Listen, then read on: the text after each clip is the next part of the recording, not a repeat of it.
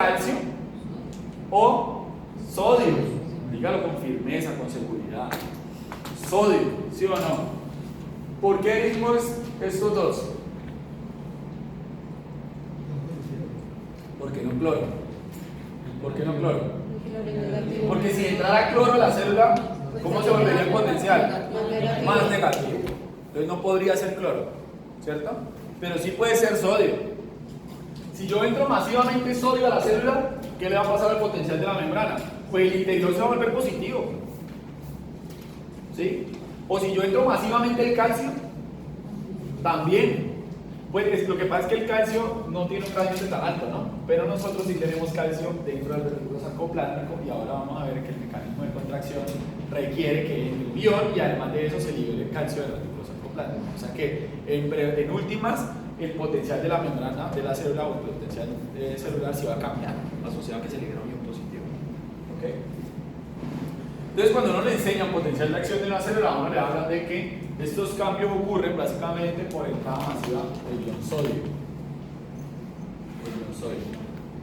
Porque normalmente en la sinapsis, por ejemplo en la unión neuromuscular, se libera acetilcolina, que es el neurotransmisor por excelencia, y ese receptor de acetilcolina son canales de sodio en algunos momentos. Entonces entra masivamente sodio. Aunque en el corazón pasa lo contrario, ¿no? La acetilcolina es de la vía parasimpática y en el corazón la acetilcolina lo que abre es canales de potasio. Y por eso en el corazón la vía parasimpática lo que hace es deprimir el corazón. ¿Sí? Mientras que en la unión neuromuscular la acetilcolina no hace eso. Ahí hay una diferencia también. ¿Y qué le hace la acetilcolina al corazón y qué le hace la acetilcolina al músculo esquelético? Son dos cosas distintas. Bueno, entonces nosotros aquí asociamos a que cuando hay una llegada masiva de sodio, se provoca este cambio. Una despolarización. Entró masivamente el sodio. Pero, como nosotros tenemos en la membrana canales activados por voltaje, ¿sí? Y yo estoy pasando de menos 90, y eso me quiere pasar que yo menos 90, menos 80, menos 70, menos 50, menos 0, más 10, más 20, más 30, más 40, no sé hasta dónde llegue. En toda esta vía de despolarización yo he activado canales. Y el potencial de acción basiquito de la neurona, por ejemplo, que uno le enseñan a uno, cuando está uno hace clase en el pregrado, uno enseña el potencial de acción de la neurona, que es más básico. Entonces uno pone la neurona, y en la neurona, por ejemplo, cuando se despolariza el axón y cambia el citoplasma, lo que entra es masivamente el sodio. Pero el cambio de potencial de membrana hace que se activen canales, y nosotros tenemos varios canales. Entonces los primeros que activan son los canales activados por voltaje de potasio. Los canales activados por voltaje de potasio que se abren en esta vía, ¿qué le harían a la célula?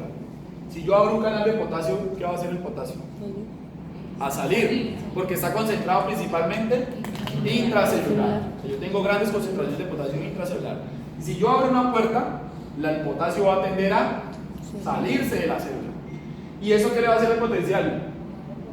Lo va a volver negativo o lo va a repolarizar, que normalmente uno utiliza esa frase también. O sea, que va a intentar repolarizar la célula. O sea, va a ir otra vez hacia valores negativos. Esto va a ocurrir solamente por un proceso que se llama inactivación de canales de sodio. Porque si no, si yo no inactivara los canales y yo estuviera abierto los dos al mismo tiempo, pues se formaría una meseta.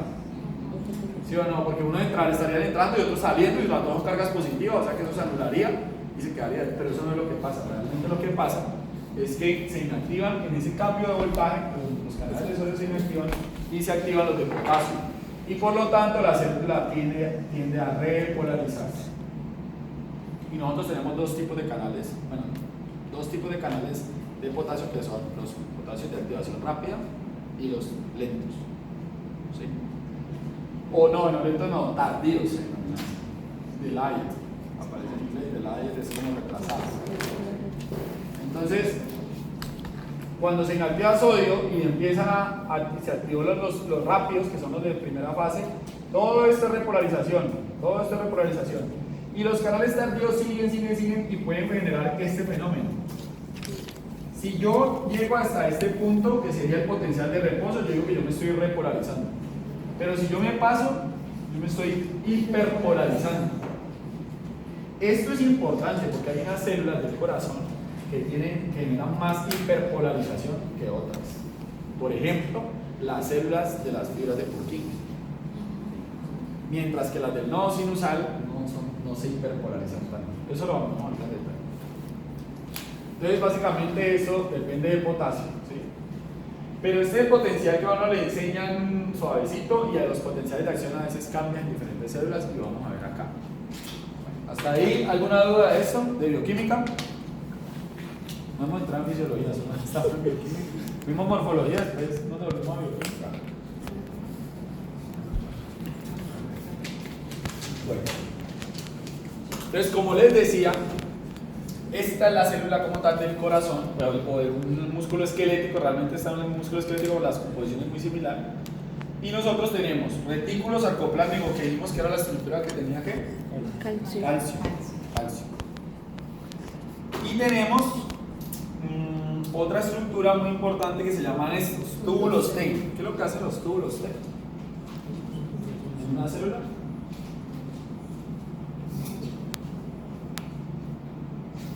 Miren esto. Los túbulos T son pequeñas, bueno, son pequeñas no, son grandes invaginaciones de la membrana. ¿Qué es lo que es una invaginación? Un hueco. O sea, yo tengo la membrana aquí y después la membrana hace, si puede ser que haga y siga, ¿cierto? Esto es una invaginación de la membrana. Esto es una especialización importante en esta célula, básicamente porque permite que el potencial de acción, que normalmente viaja por la membrana, entre a la parte interna de la célula y despolarice zonas más internas de la célula, y no se demore tanto en llegar a las estructuras cruciales. Lo más interesante es que los túbulos T tienen una especialización en la parte en la muscular estriada, y es que está pegado a dos cisternas, cisterna terminal y cisterna terminal del retículo sarcoplásmico. Entonces, en el músculo esquelético, por ejemplo, es necesario que el potencial llegue y estimule el retículo sarcoplásmico. ¿Para qué? Para que se libere calcio. Si yo calcio, yo no tengo contracción. ¿Sí? Por eso hay unos fármacos que llaman como calcioantagonistas.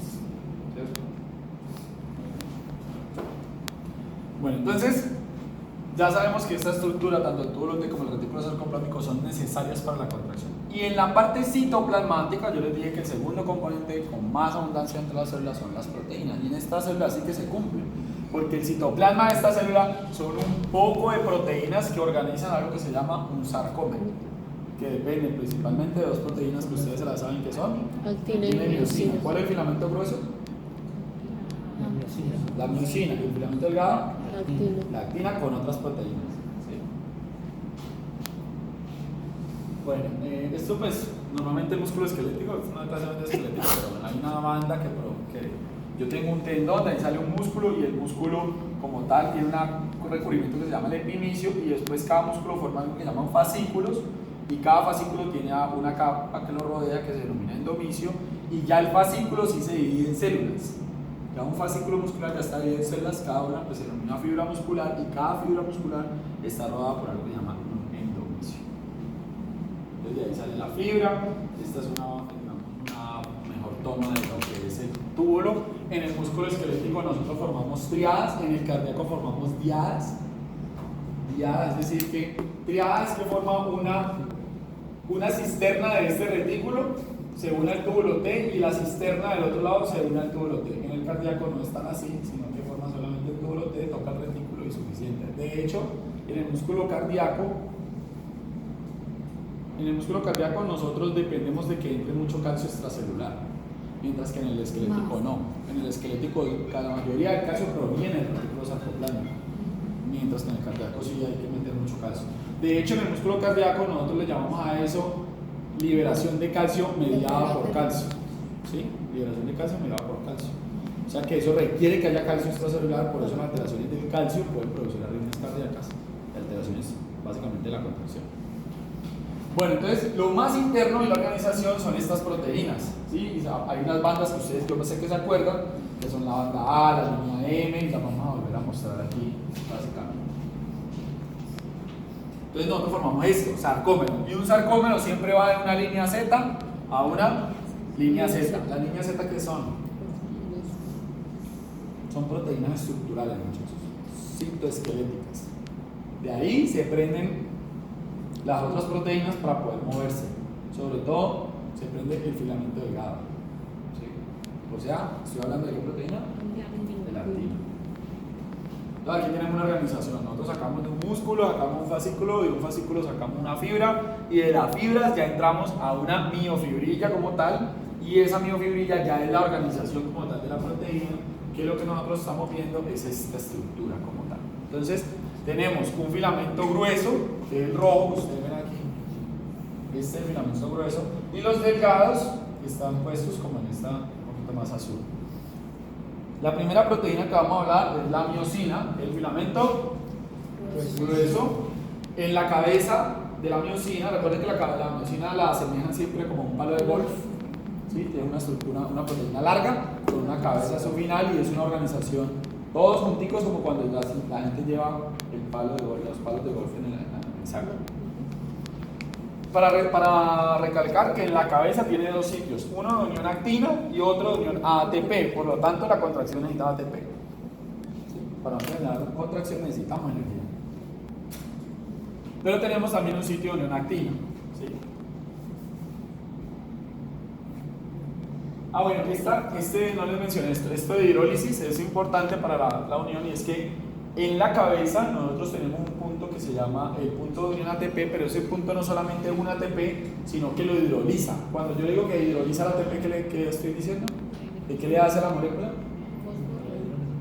¿De qué? Pues tiene que ver con el fosfato. ¿Qué le hace? Lo separa. Queda ADP y el fosfato. ¿Sí? Esa es la capacidad que tiene la proteína, de hidrolizar la molécula, significa separarla, convertir en ADP y en el fosfato. Y el filamento delgado lo conforman varias proteínas, ¿sí o no? ¿Cuáles? Actina principalmente, con una proteína globular que se une y forma un filamento, pero también hay otras más pequeñas que son estas troponinas y la tropomiosina. A ver, nosotros tenemos 3 troponinas ahí. ¿Cuáles son? Las tubulares, las de calcio. La I, la C y la T. ¿Qué hace la I? No, la troponina I es la inhibitoria. No, la troponina I es la que está. Eso, de la troponina C sí se pega el calcio. Es que ya saben de la troponina C. Pues C de calcio, no, es que es fácil aprendérsela por eso. Troponina C de calcio. No, la troponina I es la que tapa el punto de unión de actina a miosina. O sea, está tapando ese sitio, es la que ocupa el espacio. Y la troponina T es la troponina que fija la troponina, el complejo proteínico de troponinas, a la tropomiosina. Y la tropomiosina es la molécula o la proteína larga que envuelve a la actina. ¿Sí? De ahí está que nosotros le pidamos troponina a los pacientes cuando se infartan. ¿Qué le pasa a una célula cuando muere? ¿Qué le pasa a una célula que yo las pongo a isquemia? ¿Qué es lo que es isquemia? Isquemia muerta, entonces ¿qué es necrosis? Me confundieron los términos. ¿Isquemia qué es? Ausencia de oxígeno. ¿Qué le pasa a una célula que yo la expongo a isquemia de oxígeno? ¿Siempre hace necrosis? Yo puedo tener sí, claro, si las pongo, eso depende del tiempo, ¿sí? Porque nosotros mismos aquí los metabolismos, si yo las pongo a isquemia, ella se pasa de metabolismo, del aeróbico al anaeróbico. Lo que pasa es que el anaeróbico no dura mucho, se consume y ya de ahí, chao. Que la sustancia pobre la isquemia, se muere, y ahí entra un proceso que se llama necrosis, ¿sí? Y cuando una célula hace necrosis, ¿qué hace con su material?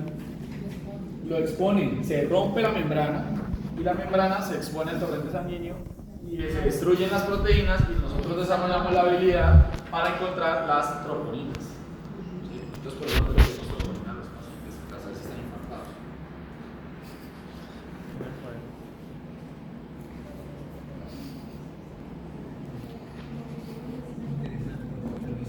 Nosotros tenemos como un complejo así: actina, troponina, troponina. miosina es todo el filamento delgado, ¿sí? Y normalmente cuando la célula está en reposo, pues estas células, como la célula en reposo no tiene calcio, entonces este complejo troponina lo que está haciendo es inhibir la unión de actina a miosina. No hay contracción, ¿sí? Están acomodados los filamentos, pero no hay contracción. Y nosotros tenemos entonces este sarcómero que dijimos que iba del sarcómero de una línea Z a la otra línea Z. Y hay algo que se llama unas bandas. Me gusta más esta diapositiva para mostrarse. Entonces, miren, si nosotros vemos, esto es una línea Z y esto es otra línea Z. De línea Z a línea Z tenemos el sarcómero. O sea que si aquí yo dibujara otra línea Z, pues yo tendría el sarcómero número 2 aquí, ¿cierto? Y todo esto estaría dentro de una sola célula, ¿no? ¿Sí es claro eso? Sí, yo a veces cuando enseño esto del pregrado, ellos creen que es que esta es la célula. Y no, esto es lo que está dentro del citoplasma de la célula. ¿Sí? O sea, uno dentro de una célula muscular tiene muchos sarcómeros. Muchos sarcómeros. Y de hecho, muchachos, la hipertrofia, cuando ustedes van al gimnasio a ponerse lindas o lindos, a subir masa muscular, lo que hace la célula es aumentar de tamaño. ¿Sí? No, la célula no hace hiperplasia.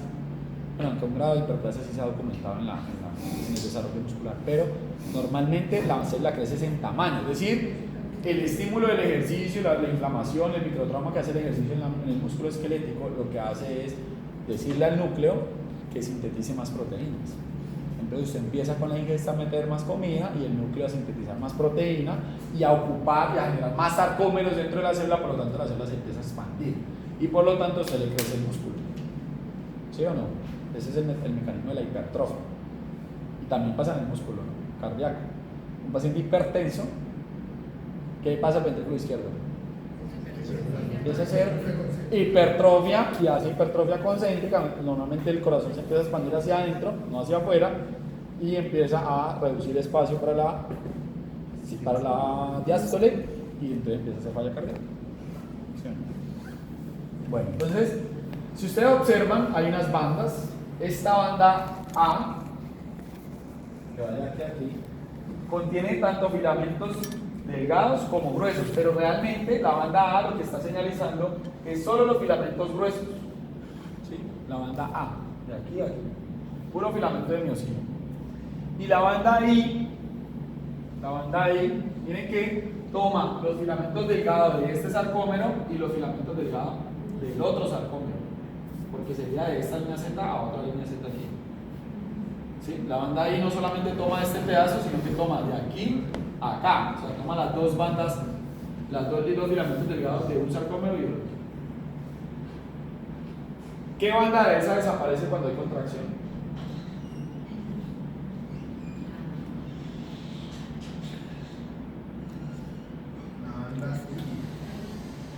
La banda I.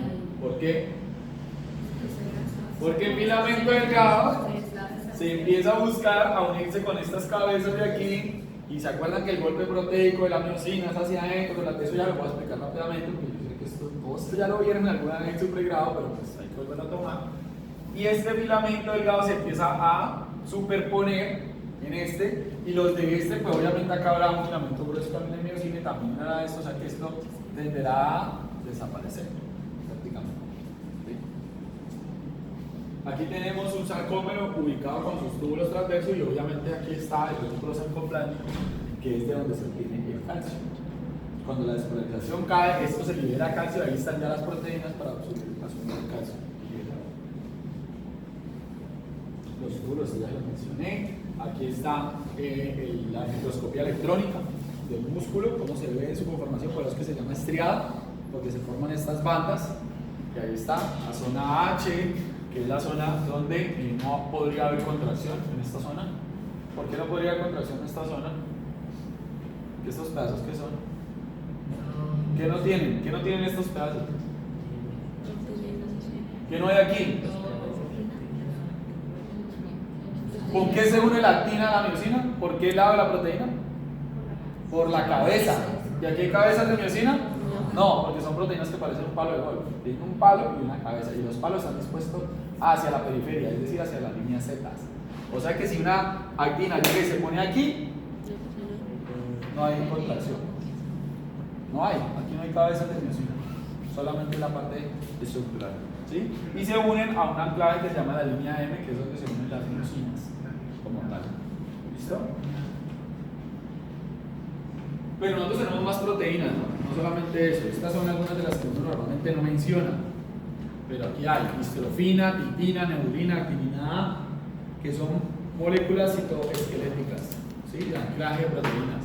Por ejemplo, miren, aquí está, por ejemplo, tropomodulina. No están describiendo ahí. Tropomodulina, se cree que la tropomodulina es una. Se cree, les digo se cree porque muchas de las cosas son modelos biológicos y todavía no hay una profundización y decir que sí realmente se conoce la estructura, pero la proteína como tal se cree que hace, y ustedes lo van a encontrar en sus libros, se cree que lo que hace es que controla el tamaño del filamento delgado. O sea, parece una proteína final.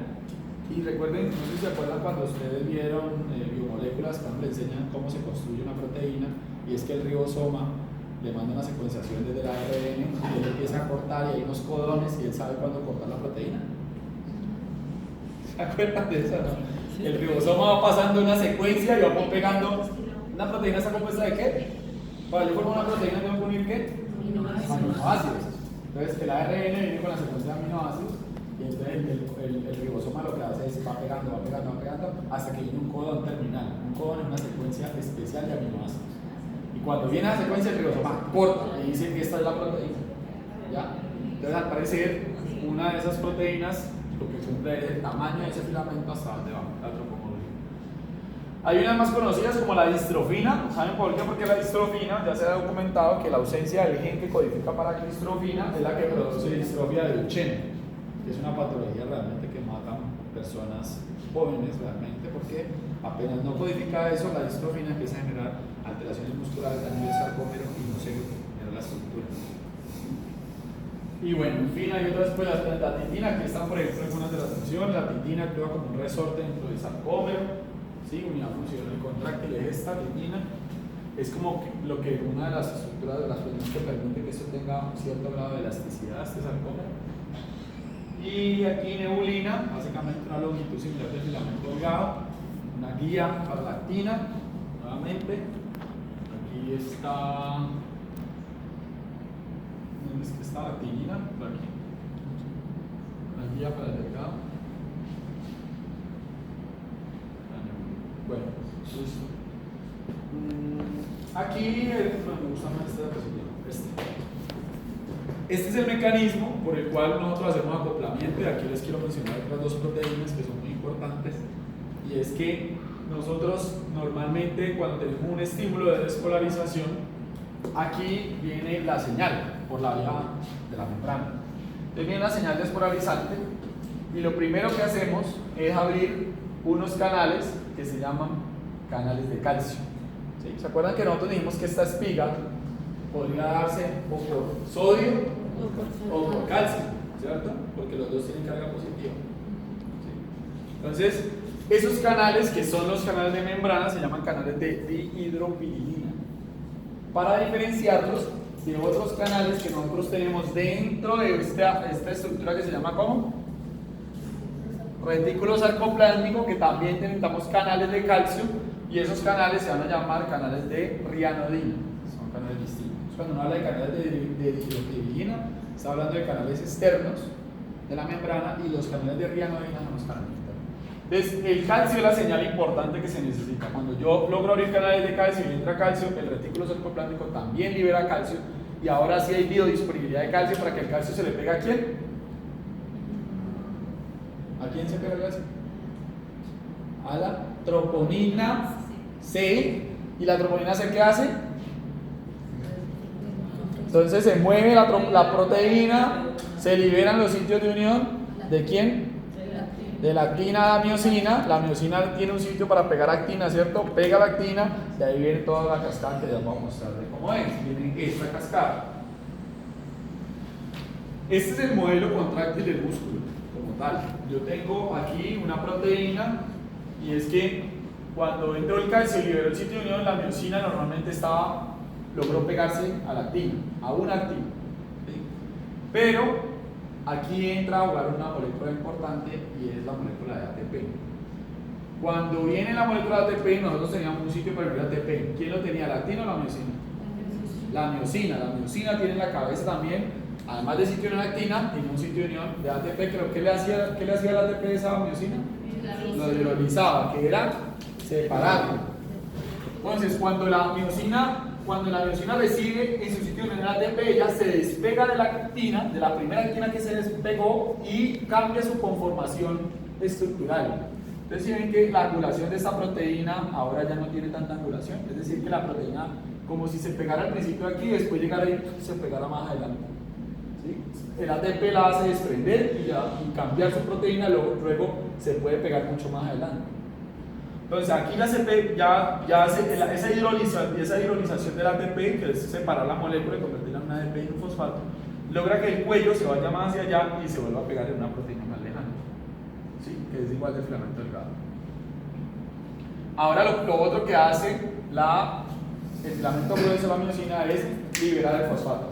Pero cada vez que uno libera un fosfato, la proteína hace un cambio brusco y eso es lo que se denomina el proceso contráctil.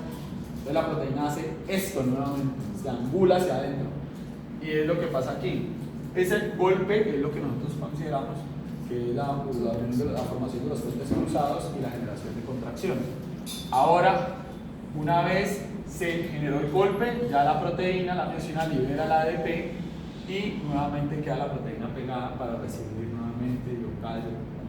Por eso, si yo hago muchos golpes de esto hacia acá, ¿qué le pasa al filamento delgado? Sobre el filamento grueso, ¿qué hace? Se desplaza hacia adentro. Y por eso decimos que las bandas que las bandas I desaparecen. Básicamente porque la miosina la está trayendo, ¿cierto? Entonces está corriendo el filamento delgado y los discos Z se están montando. ¿Me entendieron? ¿Sí? Entonces mírenlo aquí.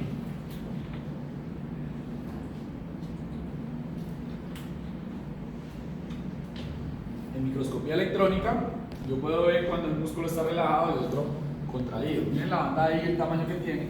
Las bandas I no tienen cabeza. En las bandas I solamente hay filamentos delgados, no hay filamentos gruesos. Entonces no hay contracción. Si yo tengo mucha banda I, es porque no tengo unión actina-miosina. ¿Sí? Pero cuando yo empiezo a hacer contracción, miren que aquí está ya contracción parcial y contracción máxima. ¿Qué pasa?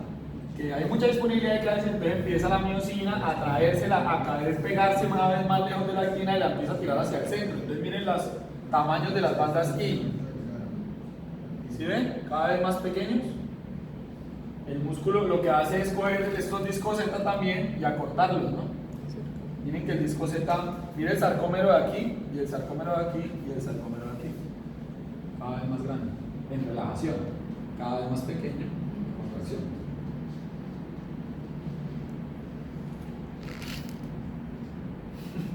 Ahora sí vamos a empezar. No, en realidad este mecanismo que les mostré aplica para los dos, cardíaco y esquelético. ¿Sí? ¿Qué características tiene como tal el músculo cardíaco? Entonces, pues nosotros tenemos que son estriados ambos, tenemos fibras dispuestas que son en retículos, contiene miofibra, actina, miosina, todo eso es igual al otro. Si uno lo compara, pues los dos son estriados, uno tiene más mitocondrias que el otro. La disposición es la misma, eso no va a cambiar, las zonas tienen las mismas, tienen actina, tienen miosina.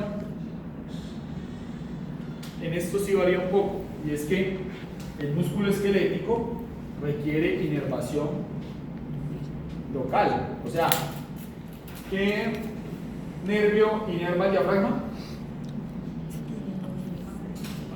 Eso ya lo vimos. El frénico. ¿De qué raíces viene?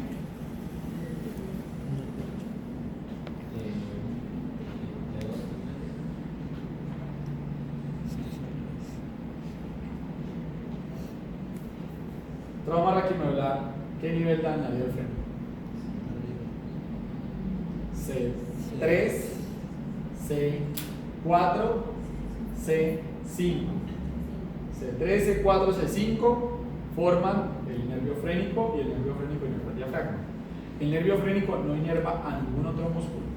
O sea, por más señales que mande el nervio frénico, no va a poder inervar otro músculo, solo el diafragma. ¿Entiendes? Y depende de qué tantas señales se manden por el frénico, el diafragma se contraerá más o menos, mucho o máximo. ¿Sí? Entonces, el músculo esquelético se caracteriza porque tiene una inervación puntual. El corazón no. Nosotros dijimos que el corazón, si alguien se despolariza en el corazón, todo el mundo se va a despolarizar, porque se considera un sin sitio. Tiene dos estructuras muy buenas de anclaje. Las primeras son los desmosomas. ¿Se acuerdan qué son desmosomas? ¿Son proteínas?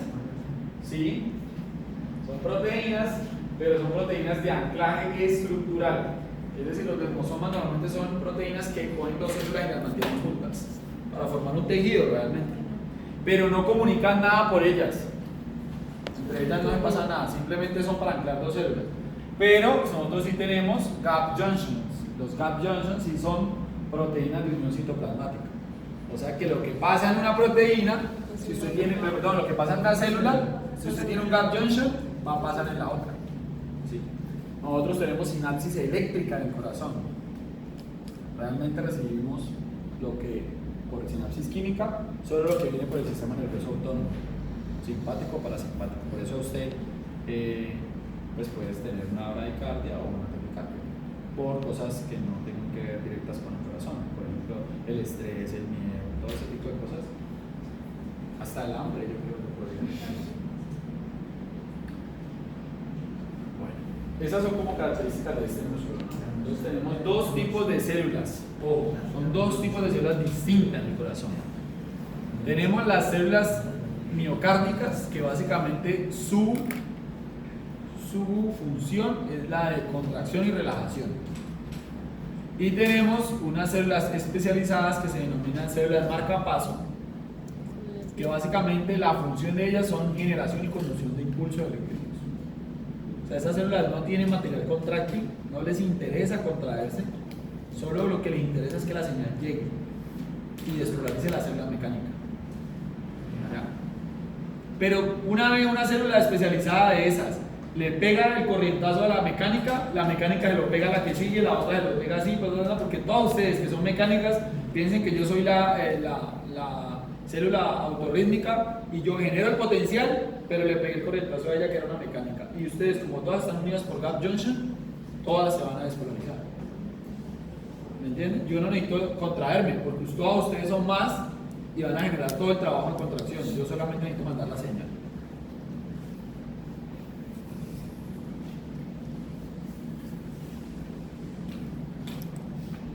Entonces, las mecánicas son las miocárdicas y son las que forman el miocardio. ¿Sí?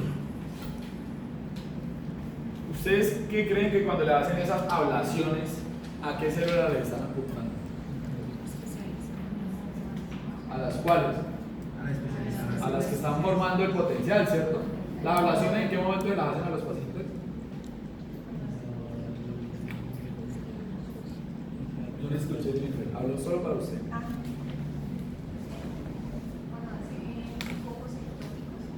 ¿Es foco ectópico de qué?